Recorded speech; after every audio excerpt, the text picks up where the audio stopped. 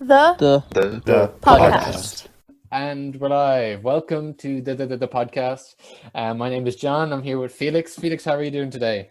I'm good, yeah. How are you, John? I'm brilliant. How are you, Alex? We have Alex in today. Hello, I'm not too bad. How are you? I'm brilliant. I'm double brilliant. Happy days. Happy days indeed. So today our segment or our episode is going to be called Alex's Antics, and we have Alex McNeil in with us today to talk about what antics she gets up to. We're going to talk about fishing, skateboarding, and a cheeky bit of Minecraft as well. So firstly, what are you up to these days, Alex? How's things? Sure, look, I'm tipping away now. I had to get extensions for my essays for college. So over the last while, all I've been doing is writing essays. So it's very exhilarating. So God. we're pretty lucky to squeeze you in to get time out of your busy schedule to have you I here know, today. right? I'm like quite honored, to be honest with you. So we'll enough with the dilly-dallying. We'll get right into Alex's antics. So firstly, we talk a bit about fishing, Alex. Right. So when did you get into fishing and what do you like about it? So I kind of started fishing mostly last summer. Mhm. First time I went fishing. And I kind of got into it because my boyfriend Steve, he likes fishing. Mhm. So in order for me to spend time with him, I had to actually go fishing. You had to pick up the hobby. Otherwise, I'd never see him. I know. Do you know what? He was like, "Here, do you want to go?" And I was like, "Yeah, okay." And Mhm. it's actually really fun. You It's haven't really looked back. fun. No, And- like I caught 3 fish on my first fishing Ooh. expedition. Oh. Oh, fishing 3 little excursion. perch. Not too bad. And where do you go fishing? Where's your best spot that you go? Right. So we usually we started off like in Carlow in Milford. It's this little it's a river, it's a canal, and you everything. kind of just fish around the place. Do you know what I mean? But Gotcha. we also went to Tremor during the summer, and we went Nice. sea fishing, and we caught a few Ooh. crabs, a few sea bass, fed the fam, that kind of way. Mhm. And we also went fishing in Galway. Oh my God, yeah. Do you know the canals in Galway? Yeah. Mhm. Just beside the river. Mhm. Well, we were fishing there, and it's really small. Do you know what I mean? It's narrow. It's not really that deep. Like you'd catch a small perch in there. You wouldn't catch anything much bigger than that. Mhm. So we thought, but plot twist. Oh.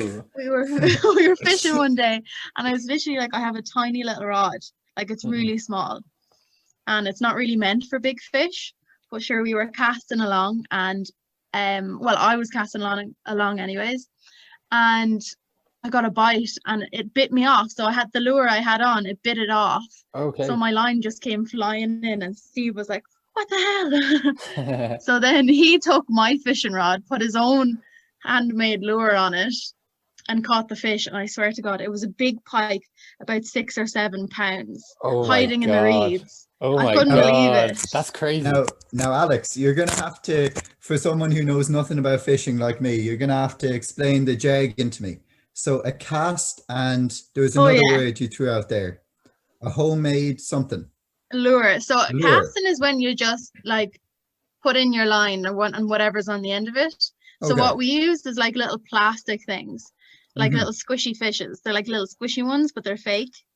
That's I call them squishy fish, And then they can be small or big depending on what kind of fish you're trying to catch. Mhm. And then the lure is, that's what I was talking about, the lure. It's like the squishy thing. And then casting is just putting it in the water. Okay, grand.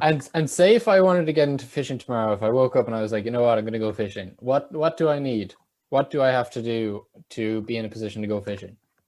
Other than a smile on my face. Depends on what kind of fishing you want to do. So if you want to just the basics, for example, my first rod is the teeny rod, and it's still the rod that I have now because it's so reliable. But it was about €35, and it came with a little lure pack. So you have all of your weights, and you have all the hooks, and you have the little squishy fishies, and you just tie the knots, and then you're good to go. And then you probably catch a few perch and some small jack pike or whatever. Mhm. Now, is it a perch or a parch? Perch. And that's a type of fish? It is. Perch Okay. is like, they're like in the canals and rivers. Okay. And they're small enough, and it's kind of what the bigger fish eat, if you get me. Okay. And the bigger fish would be the pike, or the salmon, or the trout. Gotcha. And what do you do with the fish? We put it back. Oh, you put it back. You don't bring it home and eat it? Oh, God, no. Oh, no, I hate that. Really? Yeah. How come? But I don't know. I don't eat fish myself. Like, I eat loads of meat. Okay. But the only meat I don't eat is fish, and I never have. And I don't know why, but I have this thing against eating fish for some reason. But I like to catch them. And then you just put them back. It's so fun. Yeah. And like, okay, be free. And when you went fishing in Tramore, when you went sea fishing, did you go out on a boat or did you just do it by the shoreline? Oh, we did it by the shoreline, and it was so scary. Why? Like, just because, like, the waves crashing against the rocks. Like, if you saw what we did to get to where we were, like, we had to walk. So what Steve did was he went on Google Maps, had a look to see where was a nice place or a nice spot to go fishing, and then we'd trek to get there. Do you know what I mean? Gotcha. So it was basically in the middle of nowhere, and we had to walk through a farmer's field for about 10 minutes, walking past cows and cattle or whatever. And then we get to the cliffs, like it was on the cliffs in Tramore, and the waves were crashing and everything, and there was this guy in a mobile home there, and he'd be fishing and he'd be catching crabs and sea bass and everything. Yeah. But like, it's just madness what you have to do, and I'm just like, yeah, okay. And let's go. That pike that you caught a few months ago, was that the biggest catch you've ever had? Well, you see, Steve caught that one. He took my fishing rod and caught it. Right. He commandeered your catch, like. He did, but it is arguably his biggest fish, even though it was in such a small canal. Like, I think the most interesting thing about fishing is like the mysteriousness of it all. Like, you don't know what is in the water because you can't see. So you know what I mean? Until you feel the tension on the line. You don't know until you feel it bite. Yeah. And I think what keeps you going back fishing, like, you know, you go days without catching, but what keeps you going back is like what you actually come out with eventually. Like, if you catch one in that spot, you're going to go back and see if you can catch more. Gotcha. And that's just an important note to say that we don't encourage anyone to do anything dangerous, put themselves in any dangerous situations to go fishing. We don't encourage that. I mean, you can if you want to, but we do not encourage it at all. So, we do not. No, that's not what we're here to do. We're here to talk about fishing, skateboarding, and Minecraft, nothing else. Right. So I guess we'll move swiftly along to the old skateboarding. So Alex, you're big into skateboarding. So I am. When did we discover this passion? This was an old lockdown antics sort of situation. Alex's Antics lockdown edition. Yes, definitely. I don't know. I just got a skateboard because it wasn't really a trend at the time. But I was like, do you know what? It kind of seems like something that will be sort of approachable given the circumstances. You know, you don't really have to go anywhere. You can just bring your skateboard into your back garden and you're good to go. Yeah. In that kind of way. Yeah. Okay. So then I don't know, I just started, and I'm still very bad at it. Let's be real. What kind of tricks can you do? I can do an ollie. Okay. Now, to me, I don't know much about skateboarding, so that sounds pretty impressive, but walk me through what an ollie is. Oh no, it's not very impressive. It's like bog standard, first thing you learn. Right. It's like you kind of do a little jump and you bring the skateboard with you. That's probably the easiest way. Gotcha. Like you jump off one leg and then you bring the other leg up and then you land. Do you know? And the skateboard comes with you. And do you have one of those small skateboards, or do you have like the full length ones? Oh yeah, I've got a little penny board and I've got just a normal deck, like a normal skateboard. And which do you prefer more? Definitely the deck, just because like I kind of use it more for traveling around, you know, because I don't have a bike in Galway. Okay. So like, oh, it's so funny though. Like, all I do really is just get from A to B on my skateboard. It's the handiest way to get places because it's so quick. It's so quick. Yeah. You know, that kind of way. And like, I have a funny story where me and Steve were going fishing in Galway, and we had our fishing rods in our backpacks, and we went on the skateboards, and this old man stopped us while we like got off our skateboards. He's like, geez, I've never seen that combination before. Fishing and skateboarding. Nice little hybrid. I mean, it's a fair point. Crossover episode, like. Yeah, exactly. It's pretty funny. Do you have any kind of close calls in terms of, like, is skateboarding a dangerous activity, do you think? Or is it relatively safe? I think definitely. Yeah? Yeah, because it's so easy to fall. It like, especially if, for example, you do what I do and you just use it as a form of travel, like, and say you're skating along the pathway, and like say there's a rock or something, like you could easily just fall, and like say you're carrying a bag or something, that could go anywhere, or you could fall onto the road or something. Right. And would you wear a helmet or anything protective, or would you just go straight up? If I'm skating at a skate park, I'll wear knee guards, or what are they called? Knee pads and elbow pads. Right. Just because there was one time I fell and cut my elbow, and I was like, I'm not doing it anymore until I get knee pads. Yeah. And are there many skate parks in Galway? There are, but they're not great. Let's be real. Sad, because I think Carlo just have a new one now, and like I'm not going to be living in Carlo anymore. Yeah. Not looking away. Yeah. Like, and it's a really good one, but the ones in Galway, they're tiny. They're not that good. A really appealing aspect of skateboarding for an outsider's perspective like me is you can kind of like, the world is your oyster. Like there's places in America that have been like designed for one purpose, but then been converted into like an unofficial skate park. So like, would you find that's the kind of same thing in Galway? Like people just like find random locations and it turns out that they're great for skating purposes? Yeah, definitely. Like, as you all know, I'm sure you guys know, NUIG is a place for skating if you've ever walked through it. Like, have you been up in Galway recently? Yeah. Oh no, you live in Galway. Have you been in NUIG? I have. Like over our lockdown period? Yeah. Have you seen the congregation of skaters? Yeah, near the library. It seems like a good spot. Have you gone there many times? I've skated past them, but I haven't joined because it's very, I'm still an outsider, do you know what I mean? So as an outsider kind of to that kind of community, I'd be kind of reluctant because it's kind of scary because they're really good. Yeah. Would you say the skating community is welcoming? I'm not sure because I've never really approached them properly. But do you know what? I'm sure they are because they seem like nice people. You know, what do you guys think? Do you think they're approachable? I think they would be approachable, definitely. I think they're so passionate about what they do that they'd be willing to just get anyone else in on that kind of same passion. Like they want everyone to be a part of it and discover what they've discovered. Exactly. It's like a movement. Actually, there was this guy in Blessington. There's a great skate park in Blessington, and he was just there with his kid and his girlfriend, and he like stopped and he saw that we were kind of struggling doing like small things.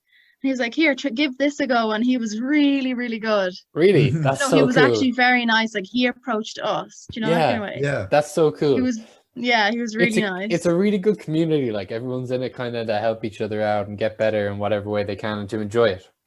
Yeah, exactly. Because I suppose it's a small community, so the more the merrier, maybe. This is it. And this is a nice little link, thank you for this, Alex, into the old Minecraft community. So when did we start playing Minecraft, Alex? When did we start getting Alex's Antics Minecraft edition? Well, when I was like 12. Like this was a long time ago. I'm now 20 and I still play Minecraft. 8 years. Like I started when I was 12. It was probably the summer after first year. And myself and my friend, we'd make a whole thing out of it, out of playing Minecraft, as if we were going to watch a movie or something. Like I'd get my dad to bring me down and get snacks. We'd get popcorn and chocolate. A Minecraft binge, like. Oh, like it was class. And we'd go into the dungeons and we'd kill off all the witches and stuff. Living it up. You know? Gotcha. Yeah, like, and I used to get in so much trouble because all my fingers would be all buttery and then I'd be using the controllers. And it was my brother's Xbox and he'd always give out to me for that. Nightmare. And what do you like most about Minecraft?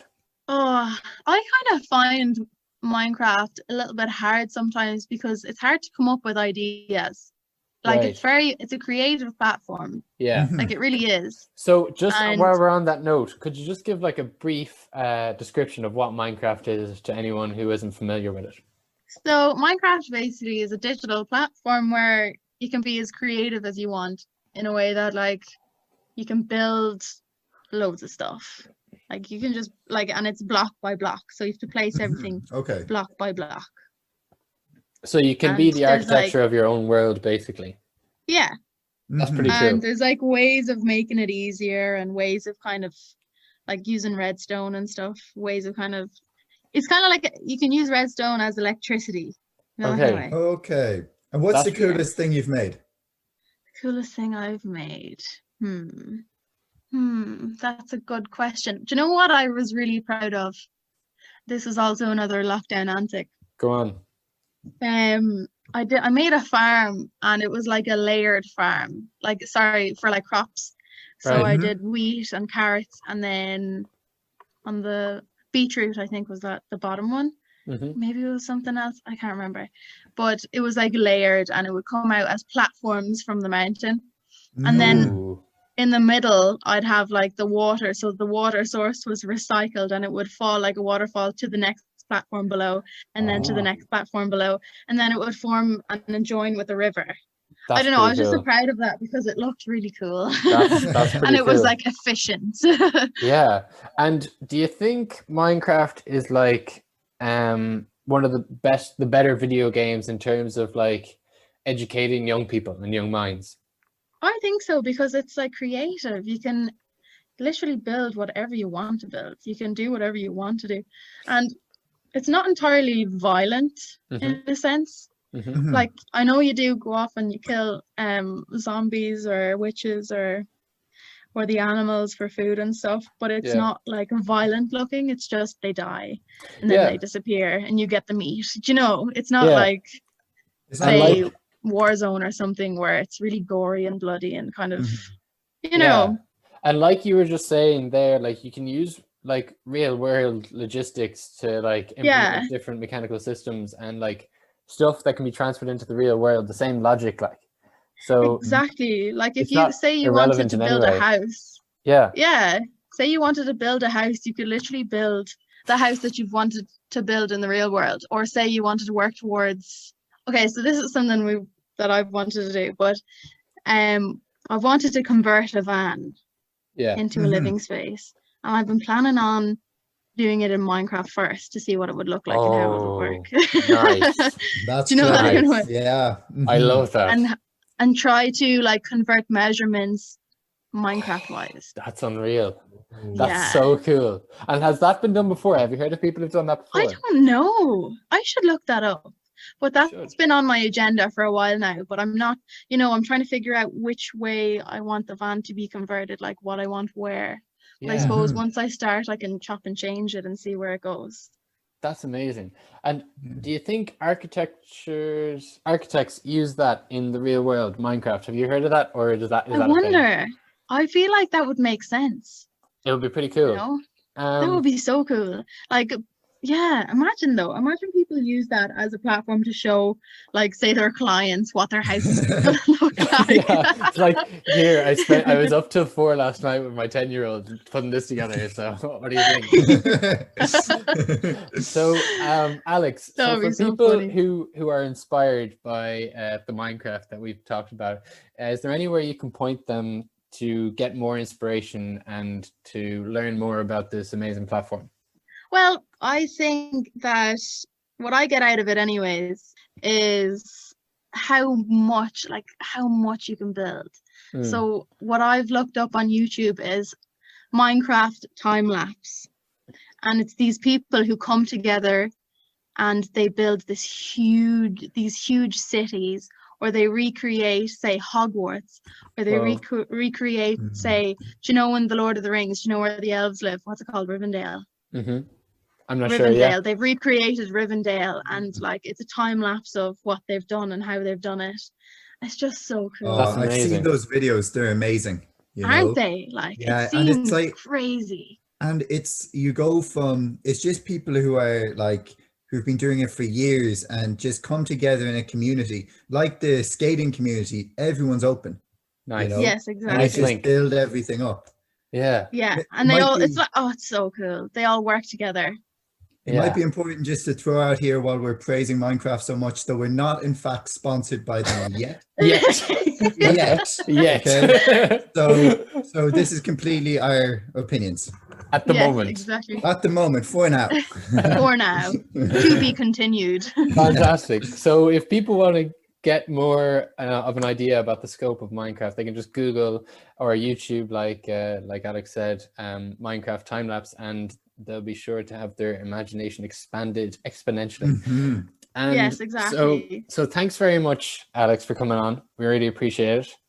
No worries. We've learned a lot. Well, we've learned a lot about fishing, from nothing to now a little bit of something. Yeah. And we've learned a lot about skating and the community that's out there, and the people, and of course the Minecraft community. So look, do you have anything else you would like to share with us before we leave you? I think we've covered lots. I think we've Mhm. gone and done it. So do I. And you know what? Yeah. What a great conversation we've had. So thanks very much, Alex. And Thank No you, Alex. worries. Thanks Hope for having to- me on. oh, it was great to have you. Look, we'll leave you Mhm. to get back to your busy life filled with essays and boredom. So look, we'll leave you, Alex. Thanks very much for coming Thanks a on. million. Thank See you. ya. Bye.